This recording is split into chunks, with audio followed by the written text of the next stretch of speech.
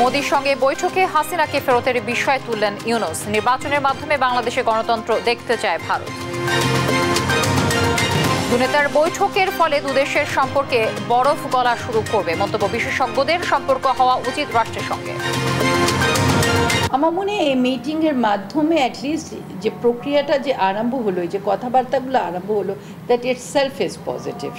শুধু শেখ হাসিনাই নয়, তার দোসরদেরও ফিরিয়ে আনার দাবি মির্জা আব্বাসের। বললেন, নির্বাচন ছাড়া উপায় নেই। শেখ হাসিনার প্রত্যাবর্তন এবং বিচার, যে ওনার যারা সাঙ্গপাঙ্গ যারা আছে ওখানে, যারা এই দেশকে অস্থিতিশীল করার চেষ্টা করছে, তাদেরকেও যেন সঙ্গে ফেরত আনে এবং ফেরত দেয়। কয়েক জেলার উপর দিয়ে বয়ে যাচ্ছে তাপপ্রবাহ। নাকাল মানুষ। এ মাসে তাপপ্রবাহ, ঘূর্ণিঝড় ও কালবৈশাখীর শঙ্কা। ঈদ উদযাপন শেষে রাজধানীতে ফিরছে মানুষ। বিনোদন কেন্দ্রে এখনো ভিড়। পাহাড় সমুদ্রে ভ্রমণ প্রেমীদের ঢল। পশ্চিমবঙ্গে 26,000 শিক্ষকের নিয়োগ বাতিল করল supreme court. Trinamool, Congress, BJP একে অপরকে ধরছে। এবং বাংলাদেশের সামনে শুরু হতে যাচ্ছে এক দীর্ঘ ও ব্যস্ত ক্রিকেট সফর। জিম্বাবুয়ে সিরিজের পর নেই কোনো বিরতি।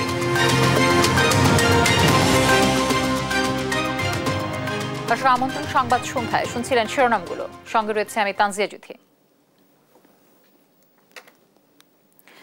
ভারতের প্রধানমন্ত্রী নরেন্দ্র মোদির সঙ্গে বৈঠকে শেখ হাসিনার প্রত্যর্পণের বিষয়টি তুলে ধরেছেন প্রধান উপদেষ্টা ডক্টর মোহাম্মদ ইউনূস। অন্যদিকে নির্বাচনের মাধ্যমে বাংলাদেশে গণতন্ত্র দেখতে চায় ভারত।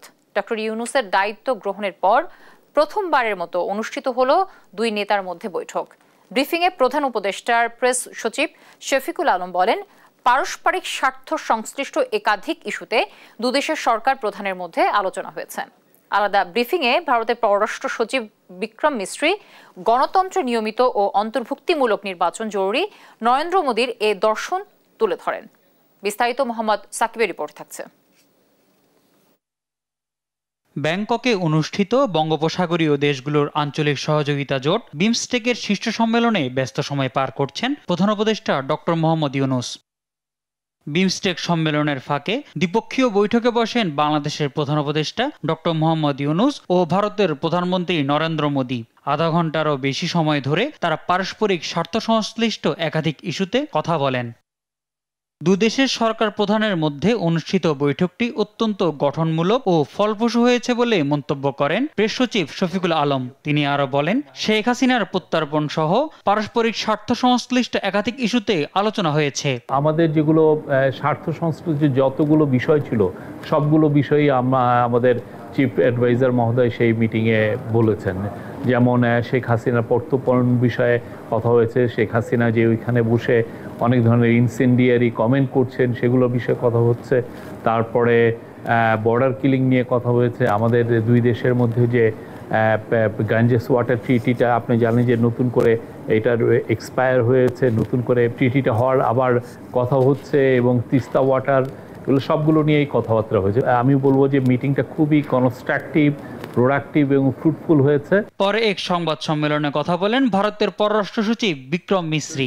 বৈঠকে উঠে আসা দুদেশের সম্পর্ক, গণতন্ত্র, সংখ্যালঘু নিরাপত্তা ও সীমান্ত নিরাপত্তা নিয়ে ভারতের প্রত্যাশার বিষয়গুলো তুলে ধরেন তিনি।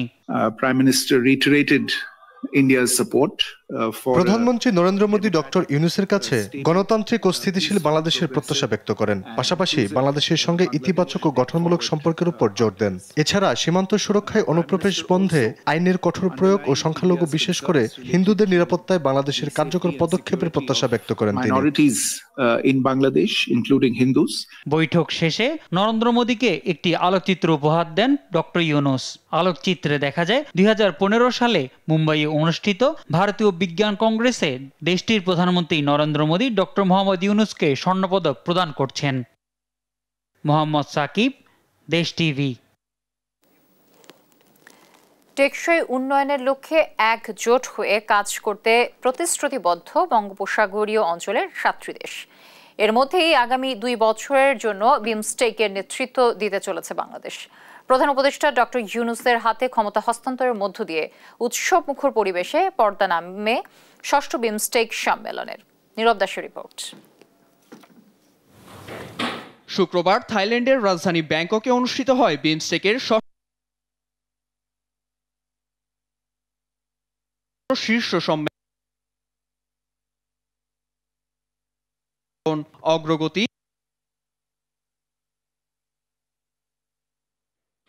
শুক্রবার থাইল্যান্ডের রাজধানী ব্যাংককে অনুষ্ঠিত হয় বিমস্টেকের ষষ্ঠ শীর্ষ সম্মেলন অগ্রগতি, সহিষ্ণুতা ও মুক্ত বাণিজ্য এই প্রতিপাদ্য নিয়ে শুরু হয় সম্মেলনের আলোচনা, যেখানে অংশ নেয় বাংলাদেশ, ভুটান, ভারত, মিয়ানমার, নেপাল, শ্রীলঙ্কা ও থাইল্যান্ডের রাষ্ট্রপ্রধানরা। শুরুতেই স্বাগত ভাষণ দেন থাইল্যান্ডের প্রধানমন্ত্রী সিনাওয়াত্রা। আঞ্চলিক উন্নয়ন ও করণীয় নিয়ে নিজেদের মতামত তুলে ধরে দেশগুলো।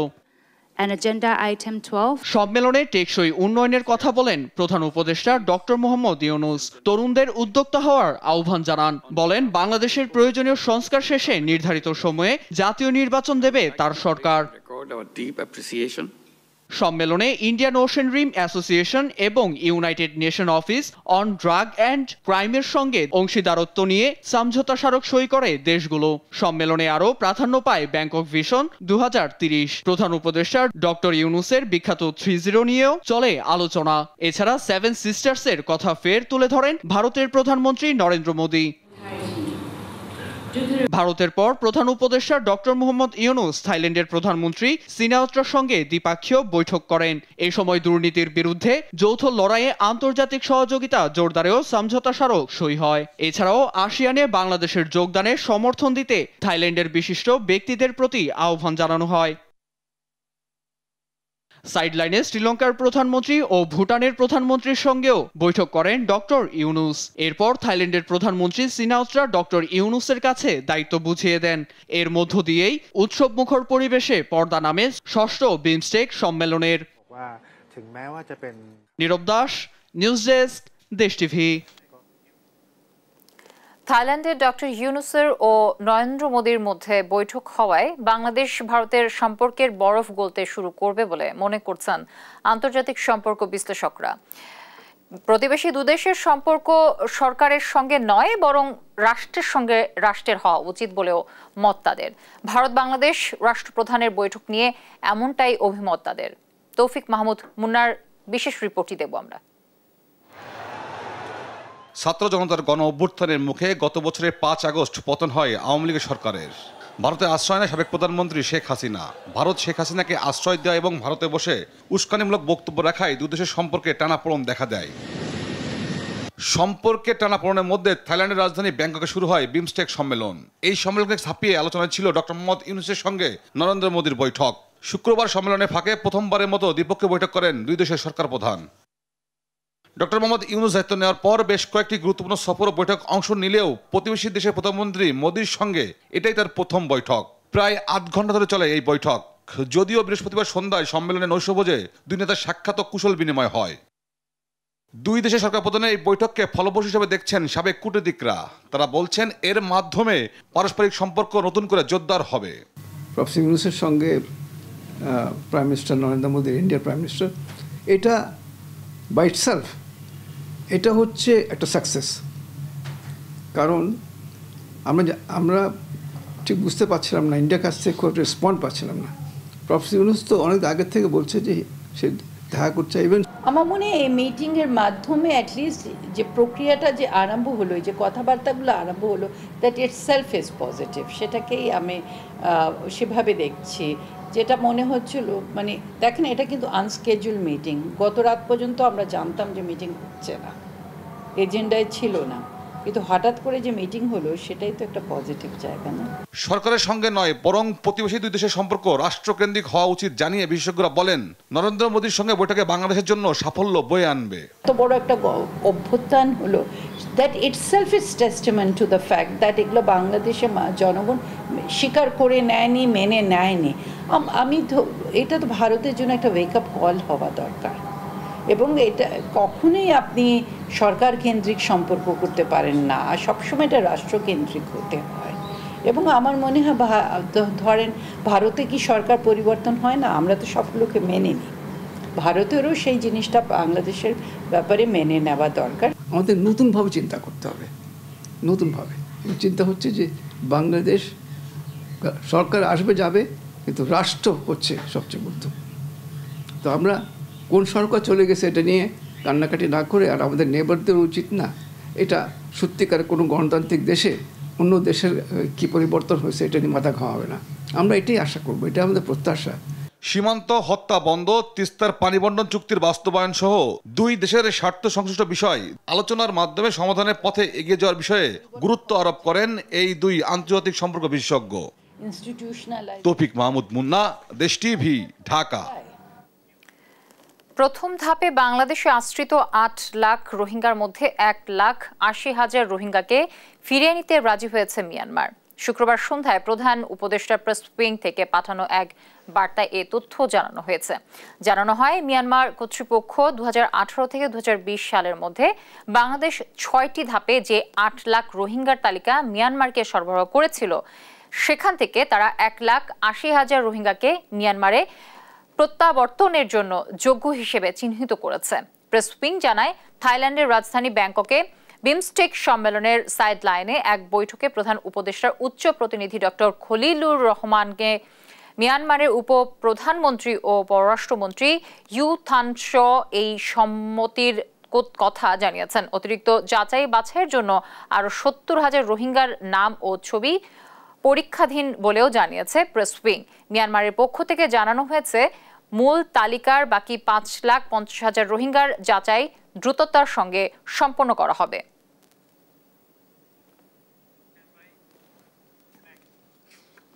শুধু শেখ হাসিনাই নয়, তার দোসরদেরও ফিরিয়ে এনে বিচার করতে হবে, এমনটি দাবি করেছেন বিএনপির স্থায়ী কমিটির সদস্য মির্জা আব্বাস। দুপুরে রাজধানীর শাহজাহানপুরে নিজ বাসভবনে মির্জা আব্বাস সাংবাদিকদের এসব কথা বলেন। এ সময় বিমস্টেক সম্মেলনে ডক্টর ইউনূসের নির্বাচন নিয়ে বক্তব্য দেয়াকে ইতিবাচক মন্তব্য করে তিনি বলেন, নির্বাচন ছাড়া উপায় নেই। বিস্তারিত নিয়াজ মোর্শেদের প্রতিবেদনে। শুক্রবার বিমস্টেক সম্মেলনে সাইডলাইনে মিটিং করেন ডক্টর ইউনূস ও ভারতের প্রধানমন্ত্রী নরেন্দ্র মোদী। মিটিংয়ে বাংলাদেশের পক্ষ থেকে শেখ হাসিনাকে ফেরত চাওয়া হয়েছে বলে জানান প্রধান উপদেষ্টার প্রেস সচিব। শেখ হাসিনা প্রত্যর্পণ বিষয়ে কথা হয়েছে, আর শেখ হাসিনাকে ফেরত চাওয়ার বিষয়টি যৌক্তিক দাবি করে বিএনপির স্থায়ী কমিটির সদস্য মির্জা আব্বাস বলেন, শুধু হাসিনাই নয়, তার দোসরদেরও ফিরিয়ে এনে বিচার করা এখন সময়ের দাবি। নেহায়তই গুরুত্বপূর্ণ এটা। শেখ হাসিনার প্রত্যাবর্তন এবং বিচার সময়ের দাবি, জনগণের দাবি, আমাদের দাবি। যদি শুধুমাত্র শেখ হাসিনার প্রত্যাবর্তনের কথা হয়ে থাকে, তাহলে আমি সঙ্গে একটু যোগ করতে চাইব অতিরিক্ত, যদি সম্ভব হয় আর কি, যে ওনার যারা সাঙ্গপাঙ্গ যারা আছে ওখানে, যারা দেশকে অস্থিতিশীল করার চেষ্টা করছে, তাদেরকেও যেন সঙ্গে ফেরত আনে এবং ফেরত দেয়। আর বিমস্টেক সম্মেলনে প্রধান উপদেষ্টার বক্তব্যে নির্বাচনের প্রসঙ্গ আসাকে ইতিবাচক মন্তব্য করে মির্জা আব্বাস বলেন, সবাই একযোগে বিএনপির বিরুদ্ধে অপপ্রচারে নেমেছে, যাতে এই দলকে শেষ করে আবারও ফ্যাসিজম প্রতিষ্ঠা করা যায়। সকলে মিলে বিএনপিকে বিরুদ্ধে লাগছে। কথা হলো, বিএনপি একটা দেশপ্রেমিক, জাতীয়তাবাদী দেশপ্রেমিকের একটা দল। এই দলটাকে যদি শেষ করা যায়, তাহলে ফ্যাসিজম এবং আধিপত্যবাদকে বাংলাদেশে পার্মানেন্ট করা যাবে। এই হলো তাদের টার্গেট। আর সামাজিক যোগাযোগ মাধ্যমে বিএনপির নেতাদের নিয়ে বাজে মন্তব্য করারও কড়া সমালোচনা করেন বিএনপির এই নেতা। নিয়াজ মোর্শেদ, দেশ টিভি, ঢাকা। দেশের বেশ কিছু জেলার উপর দিয়ে বয়ে যাচ্ছে তাপপ্রবাহ। তাপের তীব্রতায় নাকাল দেশবাসী। চলতি মাস জুড়ে মৃদু, মাঝারি ও তীব্র তাপপ্রবাহের আভাস দিচ্ছে আবহাওয়া অধিদপ্তর। সেই সঙ্গে ঘূর্ণিঝড় এবং কালবৈশাখীর শঙ্কাও রয়েছে। আগামী 10 এপ্রিল দেশজুড়ে বিভিন্ন স্থানে ঝড় বৃষ্টি, বজ্রপাত ও শিলাবৃষ্টি হতে পারে। বৃষ্টির পর তাপপ্রবাহ কমে আসবে বলে জানিয়েছে আবহাওয়া অফিস। তাইফুর রহমান তুহিনের প্রতিবেদন। বাংলাদেশ নাতিশীতোষ্ণ তাপমাত্রার দেশ হিসেবে পরিচিত হলেও বিগত কয়েক বছরে তাপমাত্রার অস্বাভাবিক আচরণে সেই পরিচিতি ম্লান হয়ে যাচ্ছে দিন দিন। বৈশ্বিক উষ্ণায়নের ফলে ধীরে ধীরে বাড়ছে উষ্ণতা।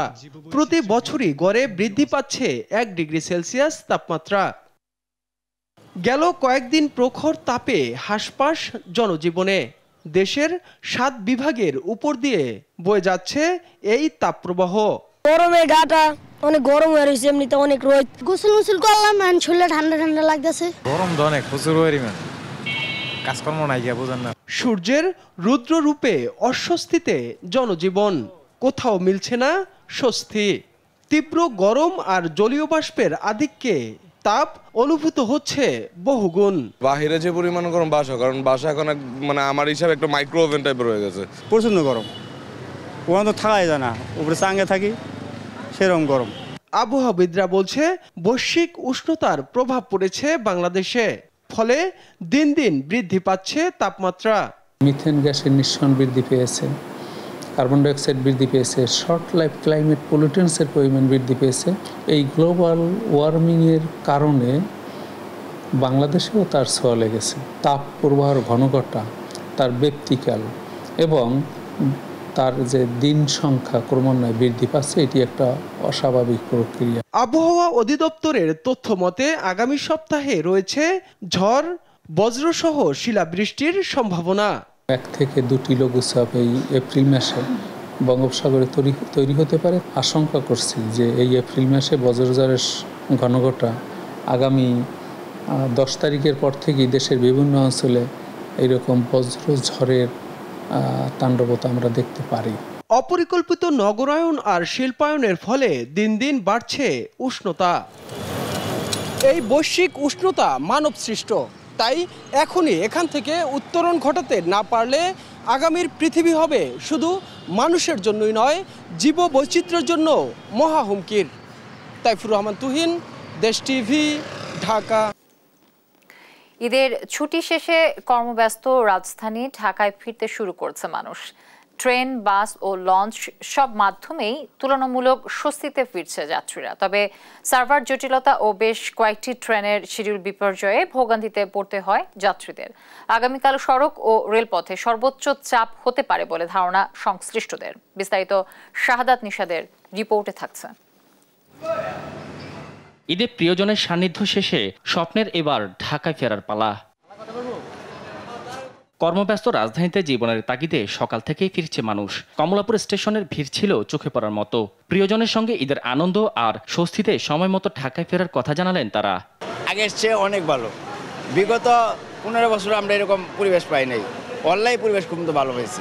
আজকে উইকেন্ড, যেহেতু শুক্রবার, ঢাকা শহরে জ্যাম একটু কম থাকবে, সেইভাবে আমরা চলে আসি। যদিও বিপত্তি বাধে অনলাইনে টিকিট বন্ধ থাকায়। বৃহস্পতিবার রাত 8টা থেকে 15 ঘন্টা সার্ভার বন্ধ থাকায় অনেকে টিকিট নিয়ে ভোগান্তিতে পড়েন। একই সময় কমলাপুর স্টেশন থেকে ভুরিমারি, রংপুর, দেওয়ানগঞ্জ ঈদ স্পেশাল সহ বেশ কয়েকটি ট্রেন নির্ধারিত সময় থেকে দেরিতে ছেড়ে যায়। যে বুড়িমারি এক্সপ্রেস 8:30 ট্রেন 11টাও ছাড়ছে না। আমার যেটা 11:15 ট্রেন 11:45-এ, মানে শিডিউল বিপর্যয় দেখা যাচ্ছে, একদম পর্যায়ক্রমে শিডিউল বিপর্যয়। এখন বাজে 12টা, এরপর ট্রেনের কোনো খবর নাই। ওয়াশপিটে গেছে এবং পোস্টটা সংযোগ হয়েছে এবং সেক্ষেত্রে আপনার ওই শান্টিং ইঞ্জিন দিয়ে আনতে একটু সময় লাগছে, এই জন্য 1 ঘন্টা লেট হয়েছে। এদিকে সদরঘাট লঞ্চ টার্মিনালেও ছিল ঢাকামুখী মানুষের ভিড়। তুলনামূলক যাত্রী কম থাকায় স্বস্তির কথা জানালেন লঞ্চে ফেরা দক্ষিণাঞ্চলের মানুষেরা। আমাদের আগামী 7 তারিখ অফিস খোলা, হাতে 2 দিন রাখে বাসায় ফিরতেছি, যাতে বাসায় যাই সব কিছু ঠিকঠাক আছে কিনা বা সব কিছু ঠিকঠাক গোছায় রাখতে পারি, যার জন্য আমরা 2 দিন আগেই ফিরছি। টিকিটের প্রাইস, হ্যাঁ টিকিটের প্রাইস ঠিক আছে, নর্মালি আছে, বাড়তি ভাড়া নাই। আশা এবার অনেক সস্তার হয়েছে এবং ইনশাল্লাহ আশা রাখি সবাই সহি সালামতে ঢাকায় আবার পৌঁছে গেছে। সড়কের পথে যাত্রীরাও স্বাচ্ছন্দ্যে ফিরছে নগরীতে। বাসে চাপ বেশি না থাকায় নির্বিঘ্নে গন্তব্যে পৌঁছাতে পেরে সন্তুষ্ট যাত্রীরা। রোববার সরকারি ছুটি শেষ হওয়ায় শনিবার যাত্রীর চাপ বেশি থাকবে বলে মনে করছেন সংশ্লিষ্টরা। শাহাদাত নিশাদ, দেশ টিভি, ঢাকা। ঈদের পঞ্চম দিনেও জাতীয় চিড়িয়াখানায় উপচে পড়া ভিড় দর্শনার্থীদের। ঢাকা সহ দেশের বিভিন্ন প্রান্ত থেকে শিশু কিশোরদের নিয়ে ছুটে আসেন অভিভাবকেরা। বিভিন্ন প্রজাতির প্রাণী নিজ চোখে দেখে উচ্ছ্বসিত শিশুরাও। আর এদিকে ছুটিতে দর্শনার্থীরা ভিড় করছেন কিন্তু রাজধানীর হাতিরঝিলেও। দর্শক, সেখানে আছেন আমাদের সহকর্মী AH হিমেল। আমি সরাসরি তার সাথে যুক্ত হচ্ছি। হিমেল, আজ ঈদের পঞ্চম দিনে এসেও কেমন দেখছেন দর্শনার্থীদের উপস্থিতি? যেহেতু আপনাকে ঈদ মুবারক। প্রিয় দর্শক, আপনাদের ঈদ মুবারক। আমি এই মুহূর্তে আছি রাজধানীর যে হাতিঝিল, সেই হাতিঝিলে। এখানে আমরা যেটা দেখেছি বিকালের পর থেকে কিন্তু দর্শনার্থীদের বেশ ভিড় লক্ষ্য করা যায়, কিন্তু সন্ধ্যার পর থেকে কিন্তু দর্শনার্থীদের ভিড় আস্তে আস্তে কমতে থাকে এবং ঈদের পঞ্চম দিন হওয়ায় আমরা এখানকার দর্শনার্থীরা যারা ছিলেন তাদের সাথে কথা বলার চেষ্টা করেছি। তারা যেটা বলছেন যে ঈদের পঞ্চম দিন অর্থাৎ ছুটির শেষের দিকে কিন্তু তারা শেষ যে ঈদের ছুটি, সেই ছুটিতেই কিন্তু তারা পদচারণা করেছেন এই হাতিঝিলে এবং সন্ধ্যার পর কিন্তু এখানকার যে পরিস্থিতি সেটা কিন্তু দেখতে পাচ্ছি যে আমরা মানুষের ভিড় অনেকটা কম লক্ষ্য করা যাচ্ছে। এখানকার যে ওয়াটার বোট আছে সেই ওয়াটার বোটে যে প্রচন্ড যাত্রী যে ভিড় থাকে সেই ভিড় কিন্তু আমরা আসলে দেখতে পাচ্ছি না। এখানে কিন্তু কিছুক্ষণ পর ওয়াটার বোট ছাড়ছেন এবং সেখানে কিন্তু যাত্রীদের ভিড় খুব কম লক্ষ্য করা যাচ্ছে। এবং সাথে আরেকটি বিষয় জানি আর কি, এখানকার যে নিরাপত্তা প্রহরী, সেই নিরাপত্তা প্রহরীর সাথে আমরা কথা বলেছি। তারা যেটি বলছেন যে এখানকার নিরাপত্তার ঘাটতি আসলে কোনো ধরনের রাখেনি। ঈদকে সামনে রেখে তারা কিন্তু নিরাপত্তার বেশ জোরদার অবস্থান চালিয়েছে এখানে নিরাপত্তা কর্মীরা। এই ঈদের পঞ্চম দিনে চিড়িয়াখানা থেকে শুরু করে শিশু পার্ক সব জায়গায় কিন্তু বেশ ভিড় লক্ষ্য করা যায় বিকেলবেলা থেকে এবং সন্ধ্যার পর থেকে কিন্তু এই হাতিঝিলেও মানুষের যে সংখ্যা সেটা কিন্তু বেশ কম লক্ষ্য করা যাচ্ছে। হাতিঝিল থেকে আমার কাছে এই ছিল সর্বশেষ জ্যোতি। হিমেল, ধন্যবাদ আপনাকে। দর্শক, হাতিঝিল থেকে যুক্ত হয়েছিল আমাদের সহকর্মী AH হিমেল। চট্টগ্রামের লোহাগাড়ায় সড়ক দুর্ঘটনায় গুরুতর আহত তাসনিয়া ইসলাম প্রেমা মারা গেছেন। শুক্রবার দুপুর 12টার দিকে চট্টগ্রাম মেডিকেল কলেজ হাসপাতালে তার মৃত্যু হয়। এর আগে এ দুর্ঘটনায় তাসনিয়ার মা বাবা ও 2 বোনও মারা যান। তাসনিয়ার মৃত্যুতে পরিবারটির আর কেউ বেঁচে রইল না। একই দুর্ঘটনায় গুরুতর আহত শিশু আরাধ্য বিশ্বাসকে উন্নত চিকিৎসার জন্য ঢাকায় আনা হয়েছে। AKM নাজিমের রিপোর্ট জানাচ্ছেন নুসরাত শোভা। 3 কন্যা সন্তান নিয়ে ছিল বাবা মায়ের হাসি খুশি পরিবার। ঈদের ছুটি কাটাতে যাচ্ছিলেন কক্সবাজার। পথে চট্টগ্রামের লোহাগাড়ায় সড়ক দুর্ঘটনায় থমকে যায় যাত্রা। মারা যায় পরিবারটির 4 সদস্য সহ 10 জন। বেঁচে ছিলেন একমাত্র সদস্য 18 বছরের তাসনিয়া ইসলাম প্রেমা। 3 দিন পর মৃত্যুর কাছে হার মানে প্রেমাও। শুক্রবার চট্টগ্রাম মেডিকেল কলেজ হাসপাতালের ICUতে চিকিৎসাধীন তার মৃত্যু হয়। সেই সঙ্গে হারিয়ে যায় পুরো পরিবারটি। একই দুর্ঘটনায় গুরুতর আহত হন শিশু আরাধ্য বিশ্বাস। অচেতন অবস্থাতেই মাঝে মধ্যে ডেকে ওঠে মা বলে, কিন্তু শিশু আরাধ্য জানেই না সড়ক দুর্ঘটনা কেড়ে নিয়েছে তার বাবা মাকেও। আরো কতক্ষণ পর শুধু বলে আমার মা কোথায়, আমি মার কাছে যাচ্ছি, আমার মার কাছে যাব। আরাধ্য 3 দিন ধরে মৃত্যুর সঙ্গে পাঞ্জা লড়ছিল চট্টগ্রাম মেডিকেলের ICUতে। শুক্রবার উন্নত চিকিৎসার জন্য তাকে আনা হয়েছে ঢাকায়। রোগীর লোকও চাচ্ছে যে আপনার রোগীকে ঢাকায় উন্নত চিকিৎসার জন্য নিয়ে যাওয়ার জন্য, আর স্কয়ার হাসপাতালও চাচ্ছে যে ওর পুরোটা ব্যয় বহন করবে। সেজন্য আমরা ঊর্ধ্বতন কর্তৃপক্ষের অনুমতিক্রমে এবং যেভাবে প্রসেস উনি করে দিয়েছেন সেভাবে আমরা ওকে রেফার করার চেষ্টা করছি। সবার প্রত্যাশা সুস্থ হয়ে উঠুক শিশু আরাধ্য। নিউজ ডেস্ক, দেশ টিভি। ঈদ আনন্দে মেতেছে রাজধানীবাসী। ঘুরছেন বিনোদন কেন্দ্রগুলোতে। তাদের ঘোরাঘুরি ও ঈদ আনন্দে সহযোগী ঢাকার রিকশা চালকরা প্যাডেল চেপে যাত্রীদের পৌঁছে দিচ্ছেন গন্তব্যে। অনেকেই ফাঁকা ঢাকায় যানবাহন সংকটে পড়ে চড়ে বেড়াচ্ছেন রিকশায়। কেমন কাটছে এই রিকশা চালকদের ঈদ, সেই চিত্রই তুলে ধরেছেন আমাদের সহকর্মী AH হিমেল। রাজধানী হাতিরঝিলে থাকা মোহাম্মদ মুজাম্মেল যেতে পারেনি বাড়ি। ঈদ উপলক্ষে বাড়িতে পাঠাতে পারেননি কোনো টাকা পয়সা। রিকশার পেডেল ঘুরিয়ে যে সামান্য আয় হয় তা দিয়ে দৈনন্দিন জীবিকা চালানো কষ্টকর। ঈদের আনন্দ, পরিবারের সাথে সময় কাটানো তার কাছে যেন স্বপ্ন। বাড়ির টাকা পাঠাতেও পারিনি, খুবই দুঃখের বিষয়। বাড়ি তো টাকা চাই আছে। প্যান্ডেল গাড়ি এটা খুব কষ্ট হচ্ছে, আর অটো গাড়ি তো ওরা হাত দিয়ে মাইলে গাড়ি দৌড়াচ্ছে, কারেন্টের গাড়ি। আমি গাড়ি চালাচ্ছি, অন্তপক্ষ 2-3 কেজি পানি ঝরি পড়ে। একদিকে ঈদের আনন্দে মেতেছে গোটা দেশ, অন্যদিকে হাজারো রিকশা চালক যাত্রীদের বিনোদনে বিলিয়ে দিচ্ছেন নিজেদের। কঠোর বাস্তবতায় আনন্দ খুঁজছেন কাজের মাঝে। বাবা, আমরা গরিব মানুষ, রিকশা চালাই, এর মধ্যে ছেলেমেয়ে নিয়ে কিছু কিনতে পারি নাই। পয়সা ইনকাম নিয়ে তা কিনে কিনবো? যে পরিমাণে গাড়ি হয়েছে, অটো গাড়ি এই ঢাকা শহরে, এখন আমাকে ভাতে আমরা না খেয়ে মরে যাচ্ছি। পায়ের রিক্সা প্যাসেঞ্জার একদম ওডি না, একদম ওডে না। হেরা অটো আমরা যদি চাই 30 টাকা, হেরা 20 টাকা লইয়া দৌড়ায়। তেন হ্যাঁ আমার গাড়ি চড়বো? ঈদের আনন্দ ভাগাভাগি করে নিতে রিকশা চালক সহ স্বল্প আয়ের মানুষের প্রতি সহায়তার হাত বাড়িয়ে দেওয়ার আহ্বান যাত্রী সাধারণের।